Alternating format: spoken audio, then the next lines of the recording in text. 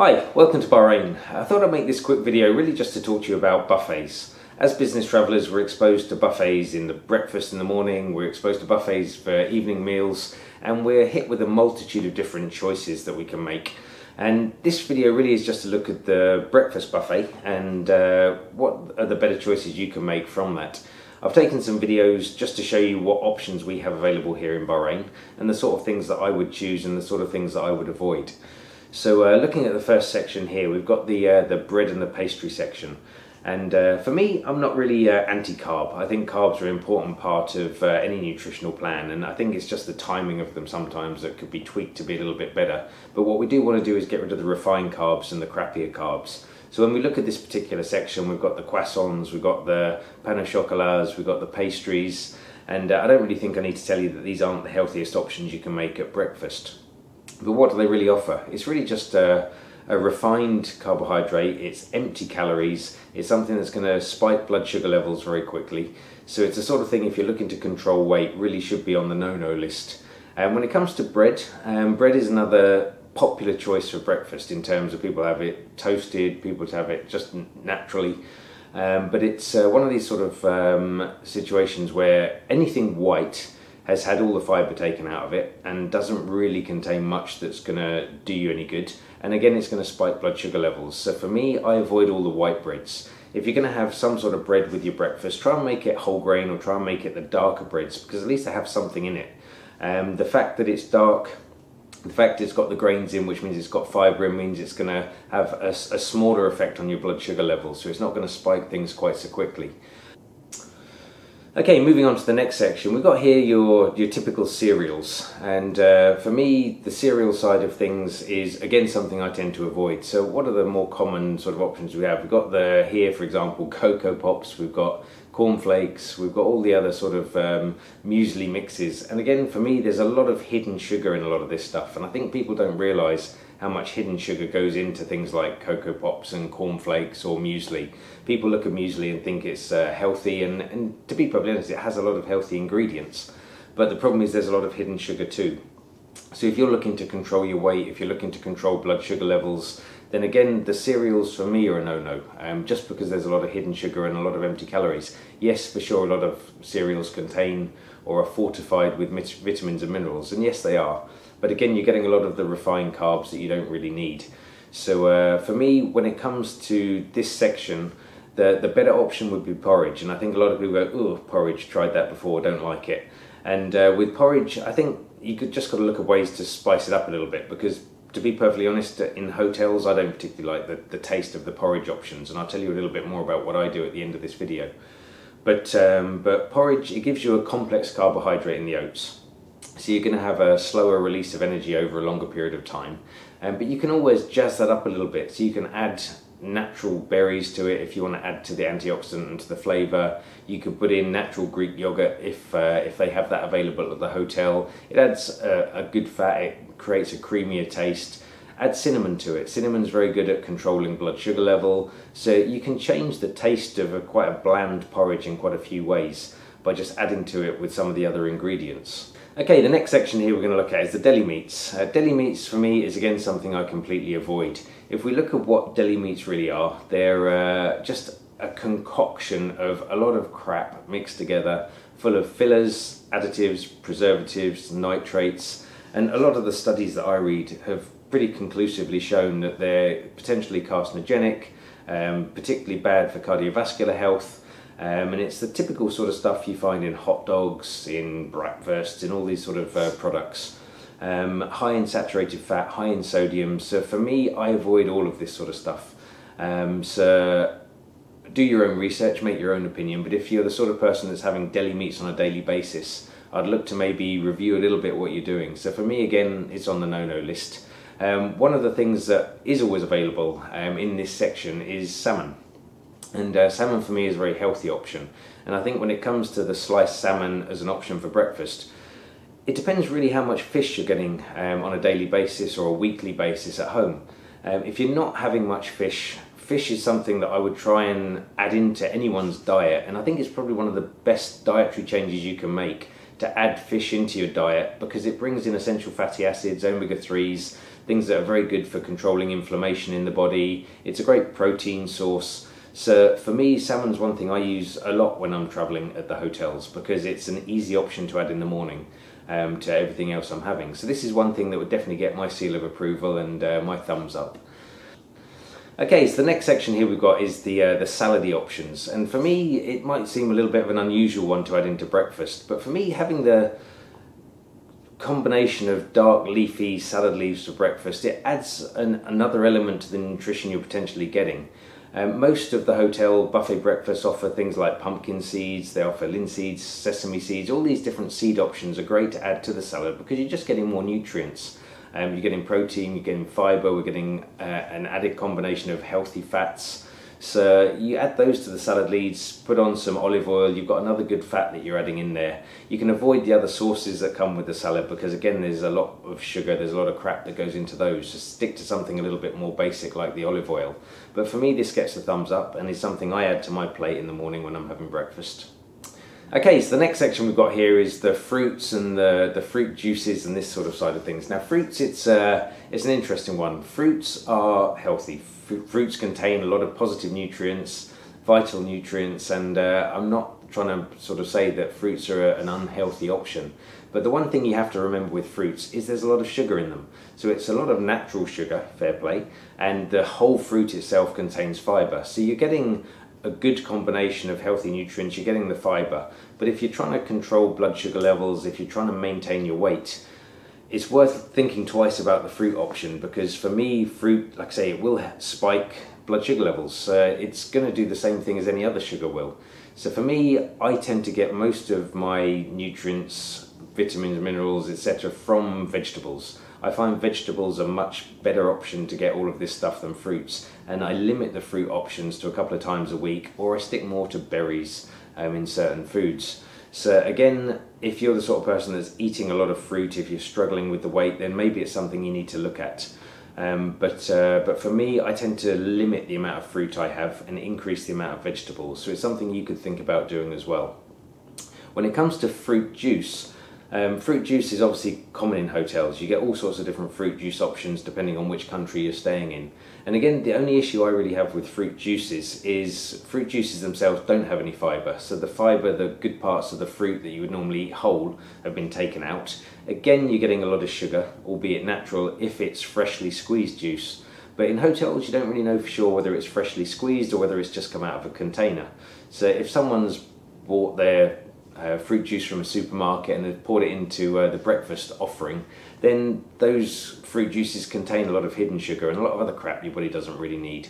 So for me, I don't tend to have the fruit juices at all. I don't really know where it comes from. I don't know if it's out of a container. I don't really want to be adding a lot of extra sugar to my diet that I don't really need. So for me, fruit juices is something I very rarely have, if at all. And if I do have it, I make sure it is the fresh variety. But it depends a little bit which country I am, how I'm feeling, but it's something I really try and limit.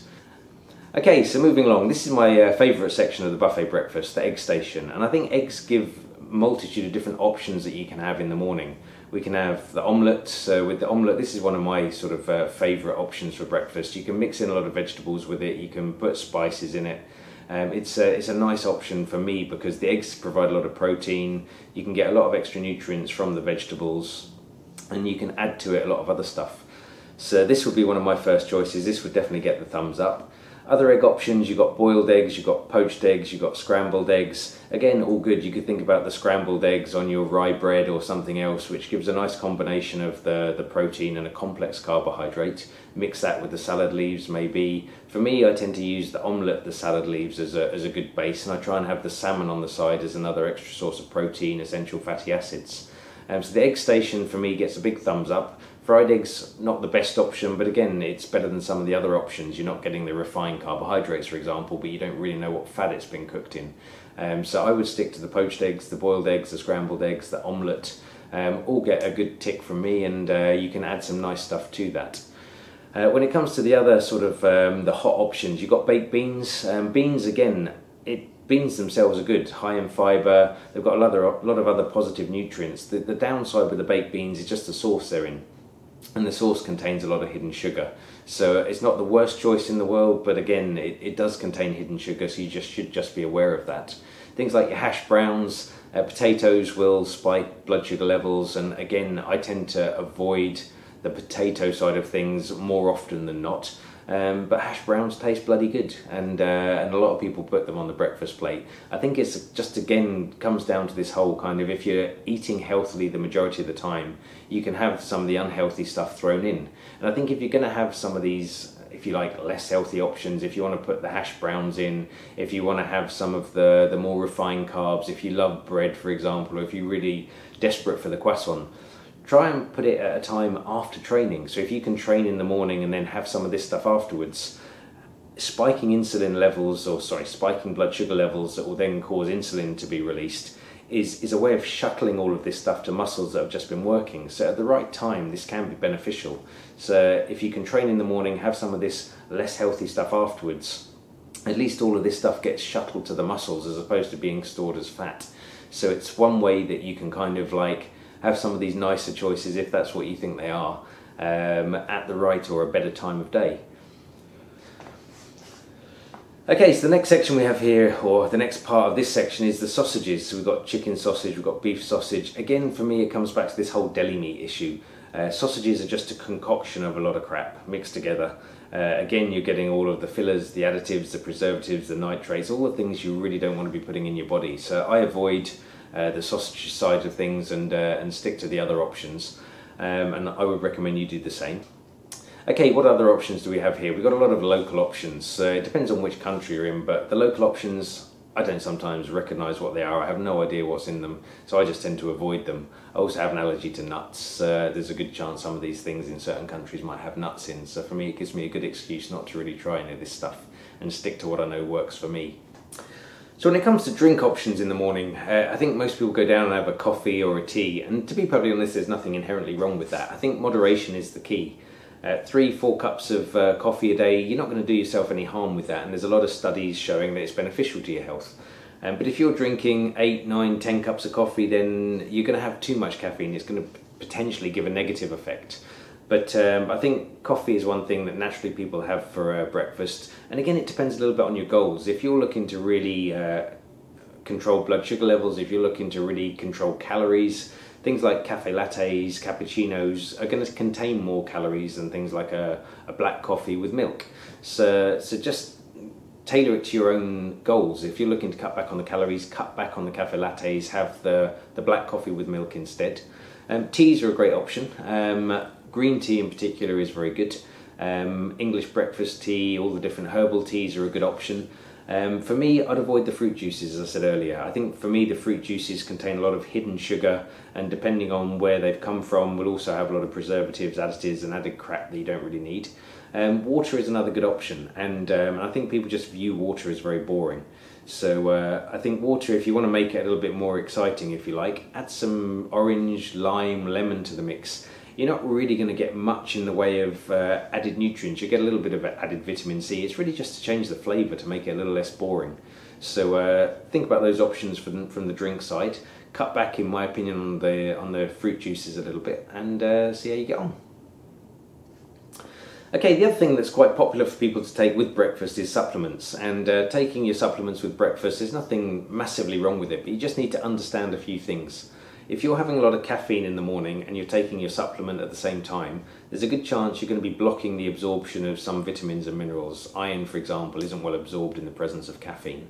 And there's a good chance you're going to be excreting some of the others. So like vitamin C, B vitamins, if you're taking caffeine or coffee, which is a diuretic, there's a good chance you're going to go to the toilet more, and there's a good chance you're going to be excreting some of those vitamins before they've been absorbed. So just bear that in mind with your timing and with the caffeine content. The other thing you've got to bear in mind is some vitamins are fat soluble, some are water soluble. So with vitamin C and the B vitamins, for example, there's nothing wrong with taking these on an empty stomach with water. They will still be absorbed. Sometimes B vitamins can make you feel a little bit nauseous. Again, that's just down to personal experimentation. The fat-soluble vitamins A, D, E and K, you're only going to absorb these in the presence of food, and preferably good fat. So these things, it's essential you take these with food and not without, otherwise you just won't be absorbing them. It's just a waste of money. So a couple of different strategies here. What I tend to prefer is to take the vitamins at lunchtime. At lunchtime you're not having the caffeine, so you're not risking blocking the absorption of some of these vitamins, and you're also not going to be excreting a lot of them as much as you might be in the morning. Or you can split them in two, so have half of the multivitamin in the morning with breakfast, have half at lunchtime. This will keep the blood levels of these vitamins and minerals higher throughout the day. So, as an overview, what's my number one breakfast option? I think based on the fact I've travelled to all these different places, everywhere has an egg station. And for me, the omelette is a really nice option in the morning. Number one, you've got a great protein source in the eggs. Number two, you can add a lot of vegetables to it. So you're bringing in a lot of fibre, a lot of extra nutrients. I would add the salad leaves to that. So the salad leaves again bring a different element from a nutritional point of view. You put the olive oil on top of that, you've got a great fat source. Add some pumpkin seeds, linseed, sesame seeds, again more nutrients. I tend to put the salmon on the sides. The salmon provides again essential fatty acids. You've got the omega-3s which help fight inflammation in the body. Add to that some of the rye breads. Underneath the salmon put the rye bread. You've got a great complex carbohydrate going on there. So it's a nice balanced mix. The other thing that I really like are the porridge oats, and again it depends if the hotel has porridge oats or not. And sometimes they're a little bit bland, so you might need to jazz the porridge up a little bit to make it taste nice. You could add in the Greek yogurt, you could add in the cinnamon, whack in some berries. I said I'd mention a little bit about what I do with the porridge oats.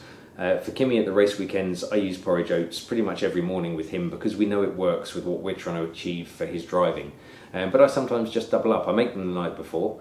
So I use as a base mix porridge oats with chia seeds and oat milk. That would be my base. And this provides a long-lasting supply of energy in the complex carbohydrate in the oats. The oats also provide something called beta-glucans, which are very good for the immune system. And because we travel so much, we're always looking to do what we can to boost the immune system. So it has a nice positive effect there.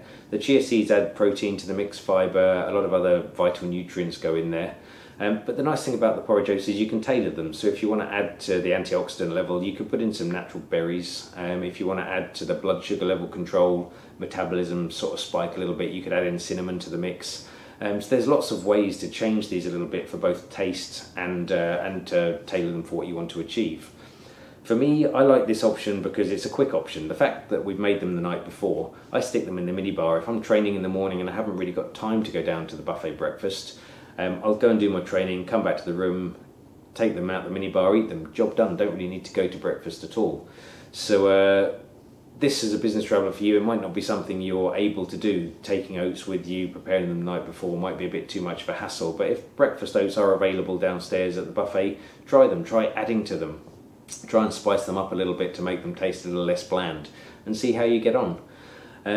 So they're my two better options for breakfast and would be my first choices. Again, moderation is key. It's if you're healthy 85% of the time, you can afford to do the unhealthy stuff for 15% of the time. But if you're one of these people that has been travelling for a long time, you feel your health is deteriorating, the weight's piling on, look at these healthier options. Try and cut out some of the refined crap, the croissants, the pain au chocolats, the cereals, and see how you get on. If you've got any questions, then leave them below. If you've got any comments, leave them below. I'll try and make some more of these videos looking at some of these topics in more depth in the near future. But thank you for listening, and I will see you from China with a different topic.